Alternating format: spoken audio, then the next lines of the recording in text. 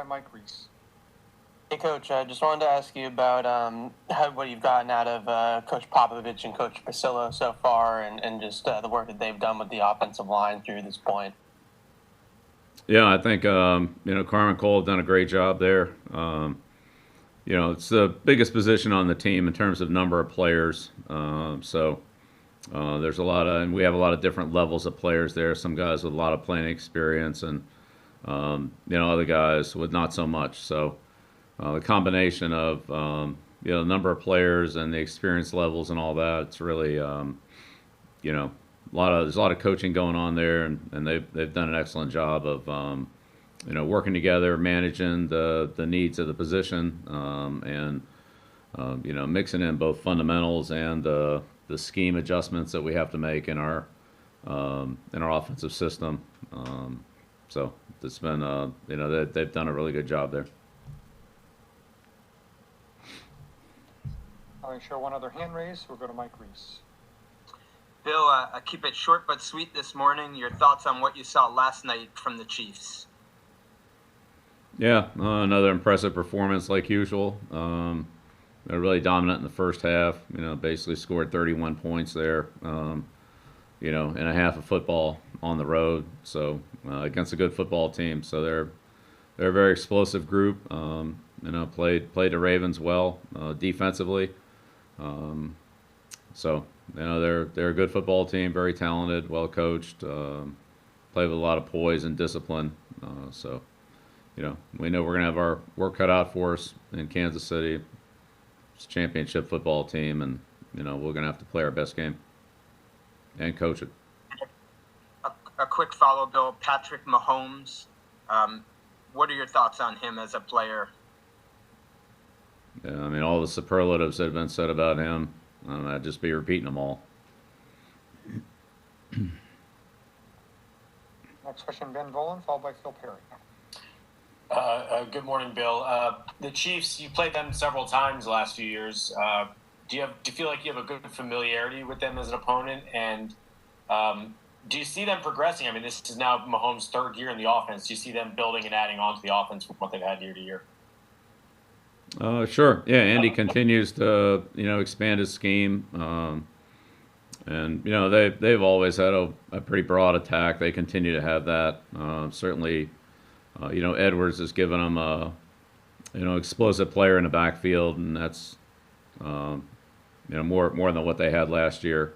So that's why they drafted him, and he's delivered that for them. In the 3 games this year. But yeah, they have an excellent. They're very well coached. They have an excellent attack. They have a lot of good players. They're very experienced in their system, and they can do a lot of things. No question. And what are some of the characteristics of the defense being run by Steve Spagnuolo there? Yeah, well, they mix it up. They mix a combination of man zone, blitz zone, and some man blitzes, pressure blitzes. So they're not afraid to call them. They make you offensively deal with everything. So they really test your execution, and again have some pretty experienced and savvy players back there. The linebackers, of course, Matthew, and Jones is a very very disruptive player up front. Along with Clark. So they got guys at every level that are a problem, and they have a pretty extensive scheme. Kind of like they have on offense, so they give us a lot to prepare for. Next question, Phil Perry, followed by Alan Siegel. Hey, Bill, you mentioned they have an extensive scheme offensively, and it looked like last night they had sort of a new, to me at least, formation where they had 4 players sort of in single file detached from the formation. Is Andy Reid's offense, is it one where you sort of have to expect to see things that you haven't seen before? And if that is the case, how difficult is it to try to just prepare your team for that? Well, I think Andy, continually comes up with, little wrinkles here and there. That's you expect that a couple plays a game, but that's not really the core of what they do. Those gadget plays and those formations that are a little out of the ordinary. That'll pop up from time to time, but they really win with good fundamentals, good execution, and the core things that they do. But yeah, they obviously put things in there that to mix it up and give the defense a little bit of a different look. So those are definitely coming in every game. A different one, ones that we haven't practiced, but that's we'll have to follow our rules and handle those situations when they come up. But it's really their core stuff and their core execution and their good execution doing those things, their ability to do quite a few of them and hit the defense in a number of different ways. I think the way that they spread the ball around is that's obviously a problem. So those are the things that are, I'd say, the biggest things we got to contend with. Yeah, Bill. Alan Siegel, followed by Alex Party. Thanks, Stacy. Bill, the word that you keep hearing with Kansas City receiving core is speed, pure speed. Does that alter the way you have to get ready for a team when speed is a key weapon overall, or do you just have to keep to the way you think you do things anyway? I think you definitely have to take it into consideration. They can out leverage you in a hurry, and once they get behind you, there's not too many guys on that offense that you can catch. So, we're gonna have to do a great job of, maintaining our leverage and our discipline, and respect that. We play against fast guys every week, but I would say they have a lot of them on the field at the same time, and that just puts more stress on the defense. And the quarterback's very good at getting the ball, and the offensive coordinator, Andy, does a great job of, stressing the defense and putting them in spaces that, force the defense to stretch and create, openings for other guys.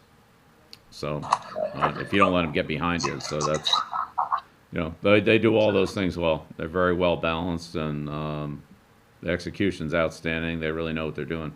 They have, a lot of good players and good coaches that can put the defense in a lot of compromising spots.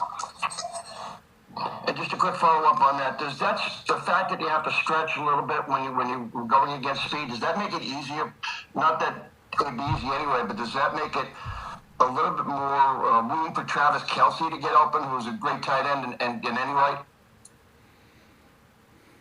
Yeah, they have 5 good receivers out there on almost every play, so it's hard to match up, with 2, 3, or 4 of them, but they got 5 and a great quarterback and a great offensive system, so they maximize the amount of pressure they put on you, and again, they do a lot of different things. It's not just one route or one guy or a couple of concepts. They have a multitude of ways to attack the defense, and they do them all every week. So sooner or later you're going to get tested, and you just got to be ready to handle it. We'll make the final question, Doug Hyde. Go ahead, Doug. Hey, Bill. You guys have 4 wide receivers on your practice squad. Elected to call up Isaiah Zuber last week. What have you just seen from all 4 of those guys, including the 2 that you didn't really get to work with over the summer? Yeah, I think our numbers at receiver are good. We have good depth there, and the young players, including Gunnar, who's on IR now, but I would include him in that group. Those guys are all young and getting better and improving. Jacoby's on the roster, and he'd fall into that category as well. So, Nikhil too, for that matter. So. We got a lot of young players, and then some experience with Julian and Demir. So it's a group that's continuing to get better. We'll evaluate them as we go along, and see who we feel like is moving ahead of other guys that might be able to help us. So it's a good competitive situation with some young players, and we'll see how all that develops. But it's good to be working with them. Thank you very much, Coach. Thanks, everyone. Okay. McCord will be next. Thank you. There's nothing better than fall together with the signature pumpkin spice iced latte or pumpkin iced coffee. Pumpkin is back at Dunkin'. Enjoy contactless ordering on the Dunkin' app. America runs on Dunkin'. What's my retirement savings plan? Oil, baby. Oil.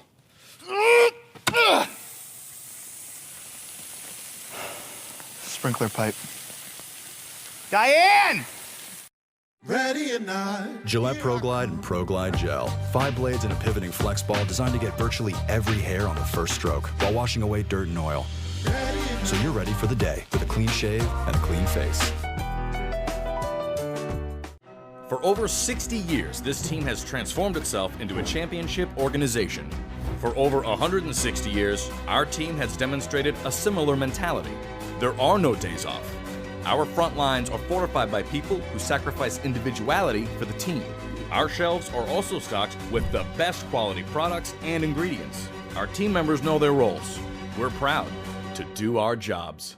Shaw's, the official supermarket of the 6-time champion New England Patriots. My Caleb sofa and love seat. With Bob's discount, you get both pieces for just $7.99. $7.99? Are you joking? Do I look like I'm joking? Yes, you look like you're joking. I'm serious. Cool. Get Bob's discount! There's nothing better than fall together with the signature pumpkin spice iced latte or pumpkin iced coffee. Pumpkin is back at Dunkin'. Enjoy contactless ordering on the Dunkin' app. America runs on Dunkin'. What's my retirement savings plan? Oil, baby. Oil.